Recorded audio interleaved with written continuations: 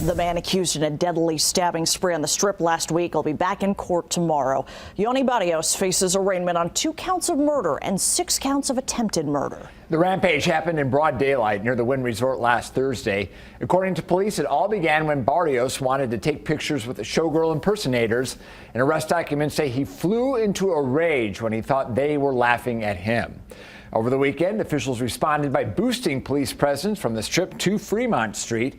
And for days, we have heard your growing concerns about the Strip from violence, crime, and homelessness. Yeah, and these concerns are coming from both locals and tourists. So what's going to be done to keep everyone safe? We took your questions to Clark County, and I sat down with Chair Jim Gibson to get answers.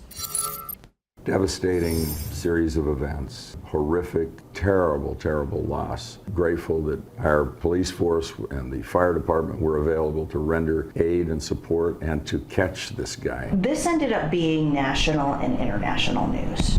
Are you concerned about the perception the Strip isn't as safe as it used to be? Very, very concerned.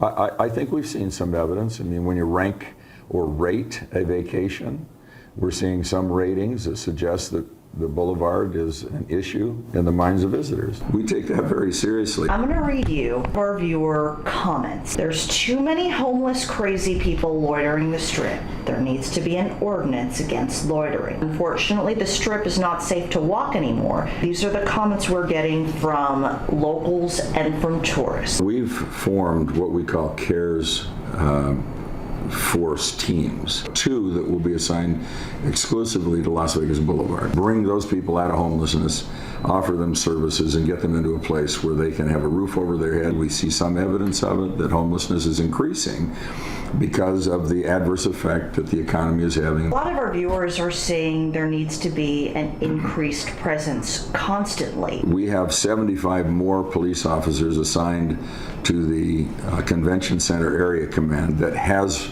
responsibility for Las Vegas Boulevard. We have an increased number that are on what I'll call foot patrol. They're available to ensure that bridges and sidewalks are kept as safe as we can keep them, so that we're there in real time if something happens. What's next for pedestrian bridges? Will there be changes made to loitering? We've already begun to paint on those bridges messages that encourage people to keep moving.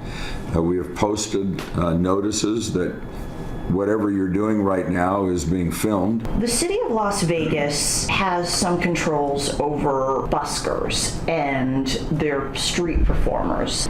Does there need to be something similar on the Strip? Well, our focus is on crime.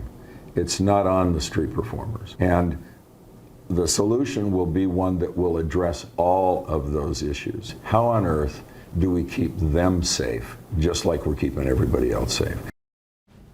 Commissioner Gibson says using hundreds of cameras across the Strip, if someone's being unruly and harassing people, either police patrols or those new CARES teams for the homeless, they can immediately respond to help.